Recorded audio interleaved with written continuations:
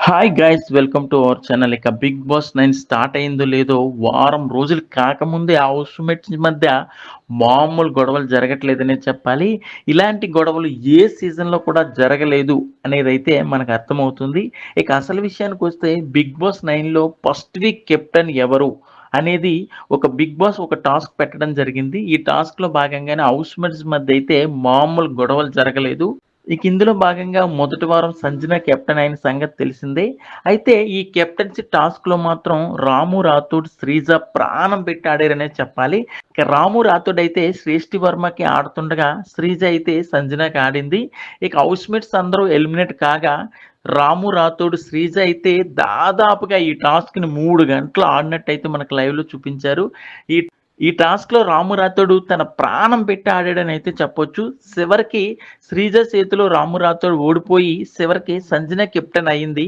So, Sanjana captain అవ్వడం వల్ల housemates అందరికీ దూల తీరుస్తదనే చెప్పొచ్చు. ఎందుకంటే హౌస్‌మేట్స్ అందరూ సంజనని టార్గెట్ చేశారు కాబట్టే సంజన కన్వెక్షన్ రూమ్‌కి పిలిచిన బిగ్ బాస్ సంజనకు సూపర్ పవర్ ఇచ్చి హౌస్‌మేట్స్‌ని అందరిని కూడా కంటెండర్‌లుగా ఎంచుకోమంటే కెప్టెన్సీ టాస్క్ కోసం హౌస్‌మేట్స్‌ని ఎంచింది కాబట్టి ఖచ్చితంగా సంజన ఈ వీక్ కెప్టెన్ అయింది కాబట్టి హౌస్‌మేట్స్ అందరూ కూడా దూల తీరుస్తదనే చెప్పొచ్చు.